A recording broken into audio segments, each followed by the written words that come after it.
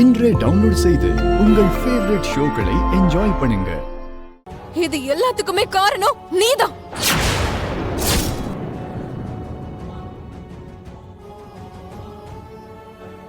நீ மட்டும் இங்க சந்தோஷமா வாழ்ந்துட்டு இருக்க, ஆனா நான் இங்க எல்லாத்தையும் இழந்துட்டு ஒரு உயிர் உள்ள போனமா இங்க உட்கார்ந்துகிட்டு இருக்க. மனிஷா, எது நடந்தாலும் அது அந்த இறைவனோட விருப்பப்படிதான் நடக்கும். இங்க யாருமே உன்னோட சந்தோஷத்தை கெடுக்கணும்னு நினைக்கவே இல்ல. இது எல்லாமே அந்த கடவுளோட லீல. இதெல்லாம் அந்த கடவுள் செயல்னு மனசு தேத்துக்கிட்ட உன்ன மாதிரிலாம் என்னால இருக்க முடியாது. எனக்கு நடந்த இந்த அநியாயத்துக்கு என் உடம்பெல்லாம் எரியுது. எனக்குள்ள எரியற அந்த நெருப்பால யாரையாவது ஒருத்தர் பலி வாங்கினாதான் என் கோபமும் குறையும், என்னோட ஆத்திரமும் அடங்கும்.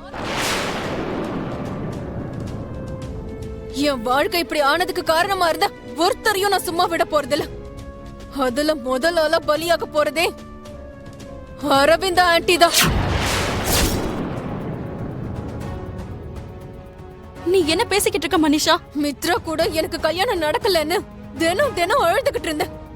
என்னோட கண்ணீரை அவங்க பெருசா எடுத்துக்கல. அழும் போது என் கண்ணீரை தொடக்கணும்னு கூட அவங்க நினைக்கல. அப்புறம் இன்னைக்கு அவங்க என்னோட அம்மாவையே கொண்டு இருக்காங்க.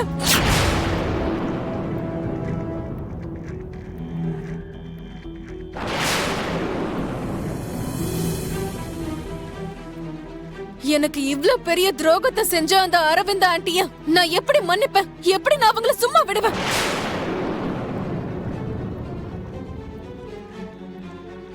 தப்பு மனிஷா, நீ ரொம்ப தப்பு பண்ற. இவ்ளோ நாளா உன்னை அரவிந்தா ஆண்டி பெத்த பொண்ணு மாதிரி பாத்துக்கிட்டதுக்கு இதுதான் நீ காட்டுற நன்றியா? என்ன வேற என்ன செய்ய சொல்ற லட்சுமி? எனக்கு நடந்த அநியாயத்துக்கு எனக்கு பதில் தெரிஞ்சாகணும். நான் இழந்த விஷயத்துக்கு எனக்கு நஷ்ட ஈடு கிடைச்சே ஆகணும். அந்த நஷ்ட ஈடை யார் கொடுக்க போறா? உனக்கு என்ன வேணும் மனிஷா? நீ எந்த விதமான நஷ்ட ஈடு எதிர்பார்க்கற? என்ன கேட்டாலும் கொடுத்துருவியா?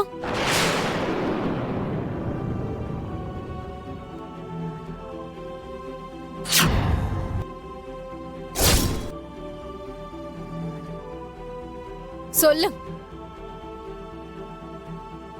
என்னால கொடுக்க முடியும்னா கண்டிப்பா நான் அதை கொடுக்கறேன்.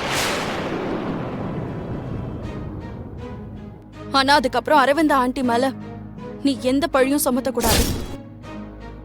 அவங்களுக்கு நீ எந்த ஒரு கெடுதலையும் ஏற்படுத்த கூடாது. அப்ப சரி லட்சுமி.